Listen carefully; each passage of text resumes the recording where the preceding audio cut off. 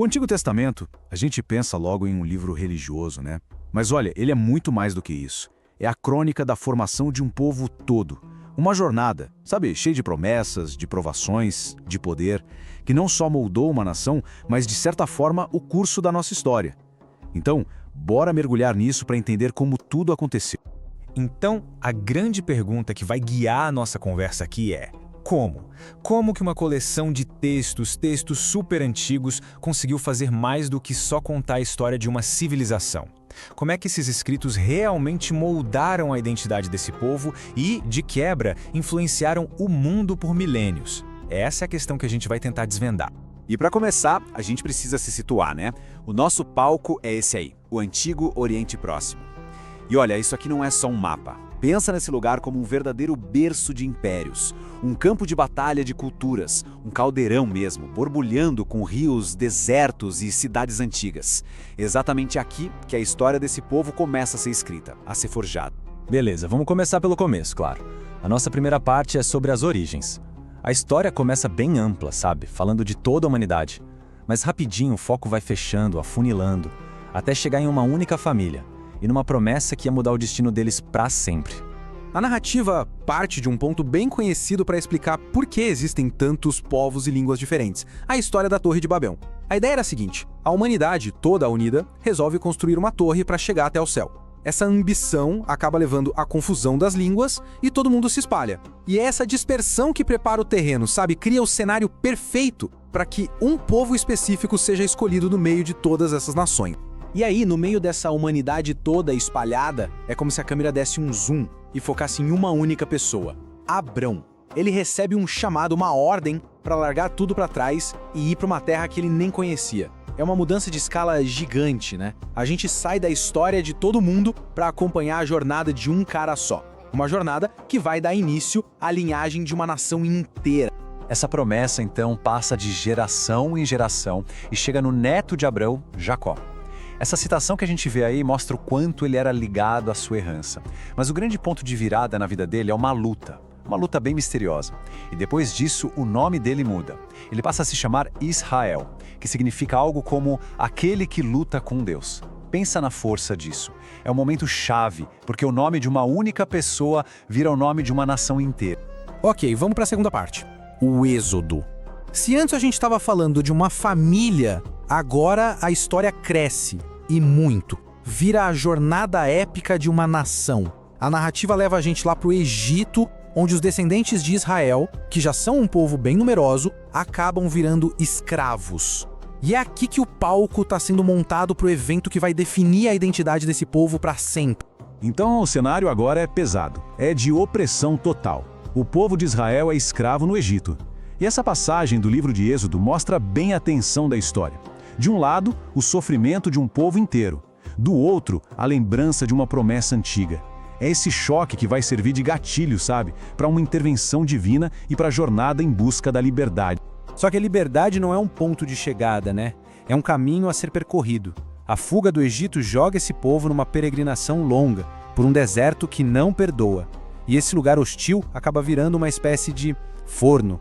Um lugar onde tribos que eram separadas são forçadas a se unir, a virar uma comunidade de verdade.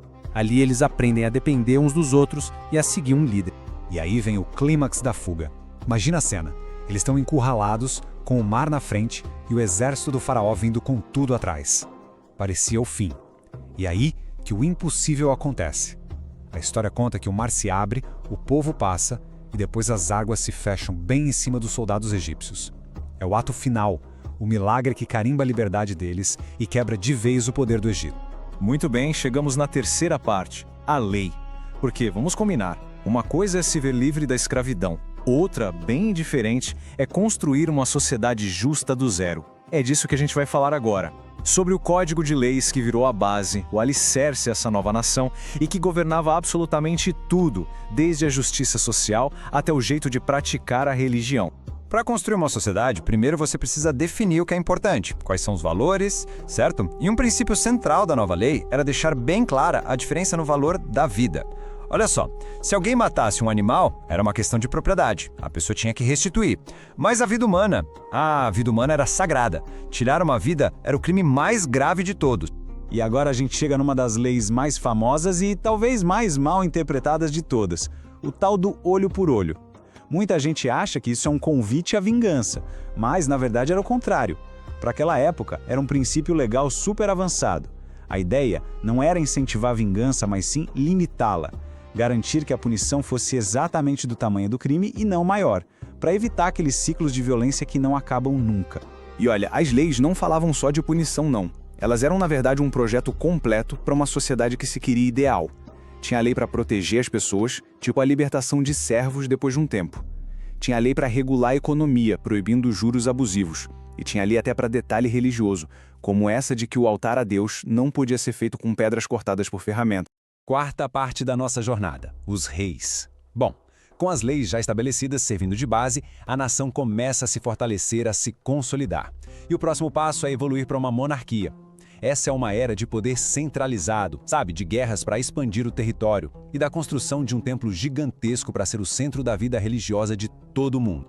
Essa era dos reis é marcada principalmente por 3 figuras. O primeiro é Saul, que foi um grande líder militar, mas teve um reinado bem trágico. Depois dele vem Davi, o rei guerreiro, o cara que consegue unir todas as tribos e conquistar Jerusalém, transformando-a na capital. E por fim, Salomão, o filho de Davi, que herda um reino em paz e usa isso para construir o famoso templo, que foi o auge do poder e da glória do reino.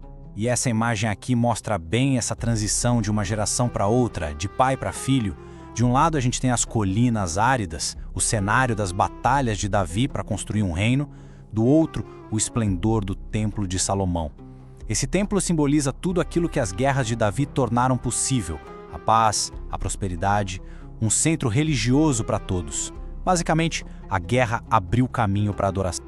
Esse momento, esse foi o auge do reino. A inauguração do templo é descrita como algo tão grandioso, uma glória divina tão intensa, que os próprios sacerdotes não conseguiam nem ficar de pé para trabalhar. É um evento que simboliza o ponto mais alto tanto do poder político da nação, quanto da importância da fé na vida de todo aquele povo. Mas a gente sabe, né? Geralmente, depois do auge, começa a queda. E a história de Jezabel, uma rainha estrangeira que incentivou a adoração a outros deuses, funciona como um grande símbolo dessa decadência, dessa corrupção que começou a crescer por dentro. O fim dela é super violento e é retratado quase como uma limpeza necessária, um aviso do que estava por vir, da ruína que, segundo a narrativa, a idolatria ia trazer para o reino. Agora, na nossa quinta e última parte, a gente muda um pouco o foco. Vamos falar de sabedoria. A gente vai sair daquela crônica de reis, guerras e nações para mergulhar num lado mais filosófico, mais poético desses textos. A narrativa agora olha para dentro, sabe? E começa a encarar as perguntas mais difíceis da vida. Sobre fé, sobre sofrimento, sobre louvor. E falando em perguntas difíceis, talvez não exista nenhuma mais universal do que a questão do sofrimento. E o livro de Jó personifica isso. Nesse trecho que está na tela, Jó, que era um homem justo e perdeu absolutamente tudo, acusa Deus diretamente pela sua desgraça. É uma fala crua, cheia de angústia, é a voz de alguém cuja fé foi testada até o limite máximo. É a pergunta que ecoa até hoje e que o livro de Jó tem a coragem de fazer de forma tão direta. Por que as pessoas boas sofrem? Se existe uma ordem no universo, por que coisas terríveis acontecem com gente que não merece? E o texto, olha, ele não dá uma resposta pronta, uma resposta fácil. O que ele faz é propor uma reflexão profunda sobre o que é ter fé de verdade, mesmo quando não se tem respostas, diante do mistério e da dor. Então, se o livro de Jó mostra essa luta com a fé, os Salmos, por outro lado, oferecem um refúgio na fé. Mesmo no meio da dor e da dúvida, textos como esse dos Salmos trazem uma linguagem de esperança, de confiança. Essa imagem de encontrar um abrigo na sombra das tuas asas é uma metáfora muito bonita, né? Sobre buscar proteção divina mesmo quando tudo parece escuro. E assim a nossa jornada por essa história chega ao fim. A gente viu como tudo começou com uma única família e se tornou um reino poderoso, como as leis de guerra deram espaço para a poesia sobre o sofrimento. E a pergunta que fica no ar é: o que essas histórias, essas leis escritas há tantos milênios ainda têm a nos dizer hoje? O que elas nos ensinam sobre justiça, sobre fé, sobre o que significa ser humano? A resposta, bom, talvez ela continue ecoando por aí, para cada um de nós encontrar.